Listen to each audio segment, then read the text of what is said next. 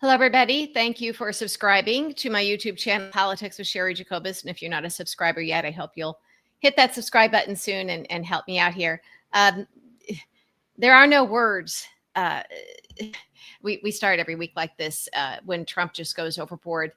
But I feel like every time we do this now, every platform that we have, we need to remind everybody that Democrats are doing literally nothing, unless it's Gavin Newsom. It is to the point where Chuck Schumer and Hakeem Jeffries have to be almost considered complicit. This New York crowd that has known Trump for a long time, and I'm talking about Chuck Schumer. I don't think we can risk having him as the leader in the Senate any longer. Democrats could be doing daily press briefings, fact-checking Trump, bringing in experts, not letting them just own the entire media cycle. I mean, we have a lot of legitimate criticism of our American media and how they have just capitulated and caved to Trump out of fear. They fear him. Well, you know what? There's no pushback from Democrats, none.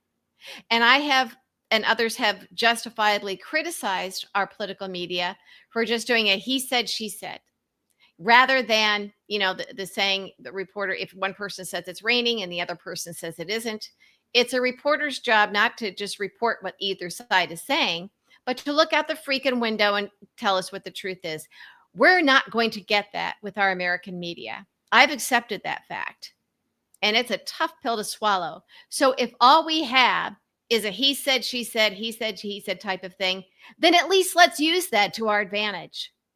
Every day, Carolyn Leavitt gets in that White House press briefing room and she lies and she gaslights and she pushes Russian propaganda.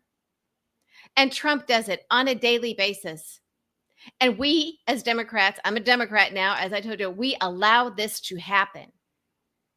We do see individual senators and individual high-profile Democrats on their own using their power and their platform. But as a party structure, they're not.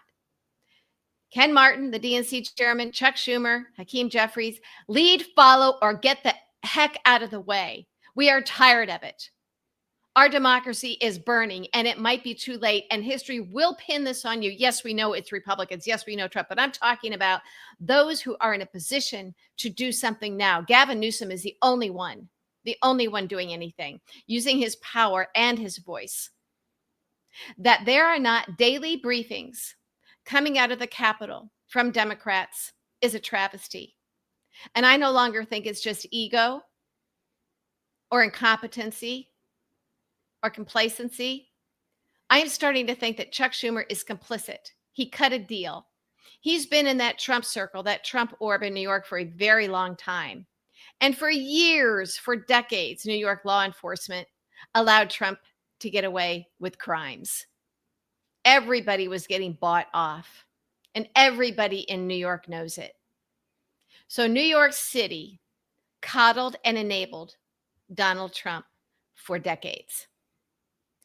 And as I've noted before, we have our friend Don Wenzel has posted pictures on Twitter of a young Chuck Schumer when he was, I guess, in the state assembly or whatever. He's a young politician on his way entering a birthday party for Roy Cohn, who was Trump's like 10 times worse than you take Roger Stone, and roll him in with Steve Bannon and the worst of the worst people you can imagine.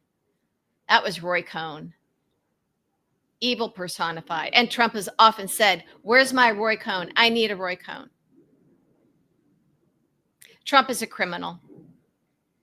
Evil, always has been, and a Russian asset. Roy Cohn was evil. What the hell was Chuck Schumer doing going to his birthday party? Even back then. Okay, so let's say, he didn't know, blah, blah, blah, blah. First of all, if you lived in New York, you knew. Why is Chuck Schumer our leading Democrat in the Senate this far into this Trump administration? And it has to be Chuck Schumer today could turn things around. He chooses not to. The value in any kind of pushback on a daily basis is incalculable. We would be giving the press something to work with, Even a lazy press who's just going to say, well, this side says this thing and this side says that thing. Well, guess what? Our side isn't even saying anything. We are not getting in the same news cycles. Every time there are news clips of Carolyn Levitt or Trump, there should be a rebuttal. The other side, Democrats, they aren't even offering it up. And again, as I've said before, I've laid out how to pay for it. I could have this up and running in 4 days. And I think Mayor Pete should be the person they hire to do this. A super staffer, special counselor to the Democratic leadership, whatever you want to call it. Daily briefings in the same room every day in the Capitol, and Democrats can access those rooms, a permanent room. I've laid it out many times. There's no excuse for this not happening. At a minimum, this happening. We have Ken Martin, who's promised us a shadow cabinet. Good. Those people could be brought in for, a deeper dive, expert briefings on this stuff, just like you would do in a White House. They're not doing it. We are at a point, I am at a point, because I refuse to go through what we went through with Merrick Garland, where we had these idiot bullies making a name for themselves on Twitter who were telling us, oh, no, he's on the case. He's dotting his I's and crossing his T's. Those people did more damage to this country than almost anybody else. And we still elevate them as experts in their media companies. We're doing this to ourselves by being so easily bought in, easily placated.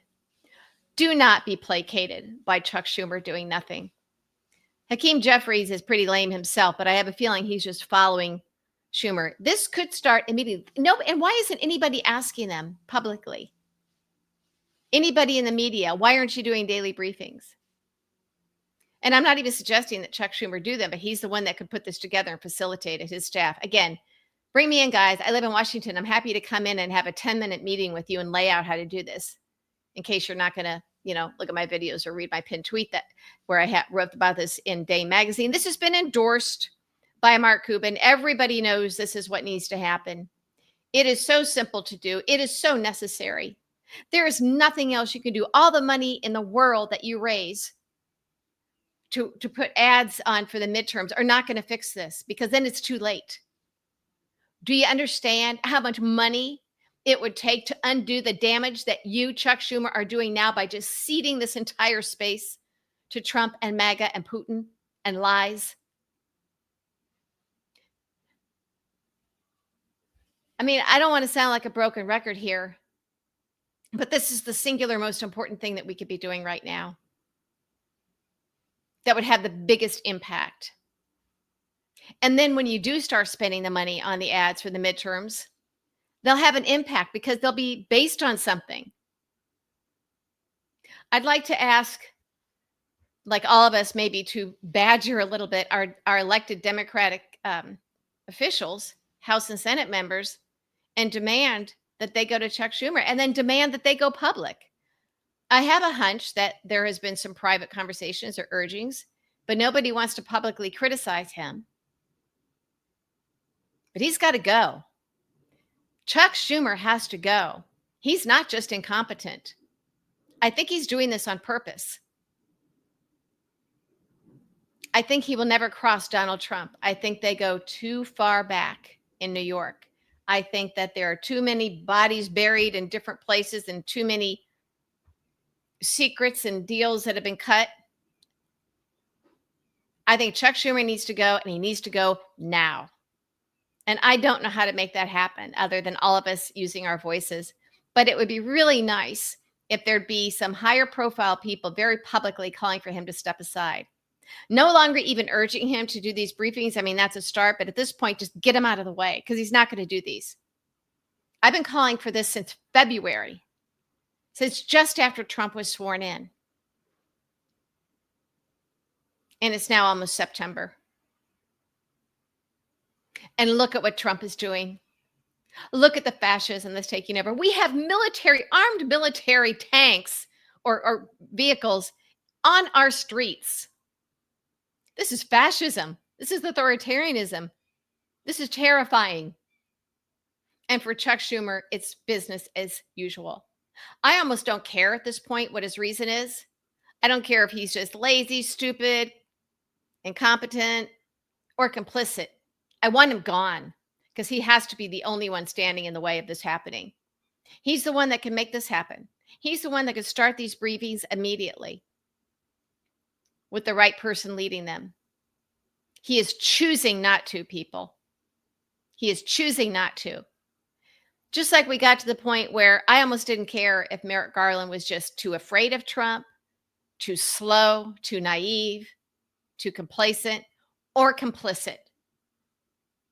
It got to the point where it wasn't happening. We can't let that happen again. We can't let that happen again.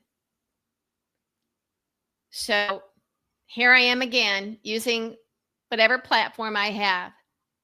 At first, for months and months and months, I've been urging the Democratic leadership to get this done, just establish these daily briefings, to get in the same news cycles, in every same news report, in every article that's written about what the White House is doing or saying.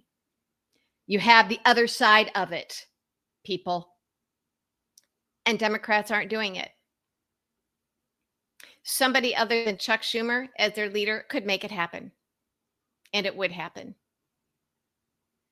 Again, we went through this with Merrick Garland. And we were beaten up and bullied by these people. These people that did this to us with Merrick Garland, that defended him and told everybody, oh, just be complacent, just sit tight. They should be run out of town. I mean, on the rail,